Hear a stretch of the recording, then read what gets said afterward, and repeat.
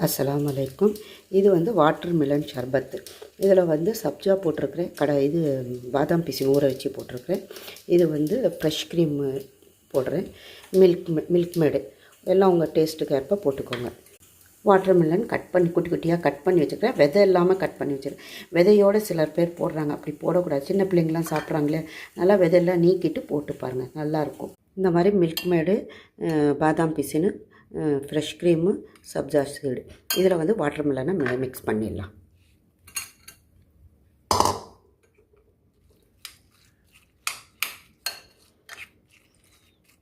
இந்த மாதிரி எல்லாம் கலந்துக்கோங்க. நான் மில்க் மேடு போட்டிருக்கிறதுனால சுகர் போடல. உங்களுக்கு சுகர் கொஞ்சம் வேணும்னா 2-4 ஸ்பூன் சுகர் போட்டுக்கலாம், உங்கள் டேஸ்ட்டுக்கு ஏற்ப. இதில் வந்து ஒரு 1/2 லிட்டர் பாலை சேர்த்துடலாம்.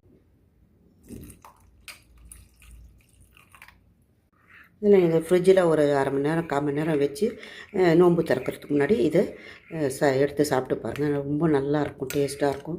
உடம்புக்கும் குளிர்ச்சி தான். சப்ஜா இருக்குது, பாதாம் பிசின் இருக்குது, வாட்டர் மிலன் எல்லாமே இருக்குது. இது நிறைய பேர் பண்ணுறாங்க, அதனால் நானும் பார்த்து பண்ணியிருக்கிறேன். எப்படி இருக்குது பார்த்துக்கிட்டு கமெண்டில் சொல்லுங்கள், ஷேர் பண்ணுங்கள், லைக் பண்ணுங்கள். இந்த வாட்டர் மிலன் முடிஞ்சிருச்சு. இந்த ஐஸ் மாதிரி நல்லா ஜில்லுன்ட்டு ஆயிடுச்சு. ஃப்ரிட்ஜில் ஒரு 1/2 மணி நேரம் வச்சு எடுத்துட்டேன். வாட்டர் மிலன், இந்த சப்ஜா போட்டிருக்கிறேன், இது சப்ஜா விதை போட்டிருக்கிறேன், பாதாம் பிசின் போட்டிருக்கிறேன், மில்க் மேடு, ஃப்ரெஷ் க்ரீமு, பால் போட்டிருக்கிறேன்.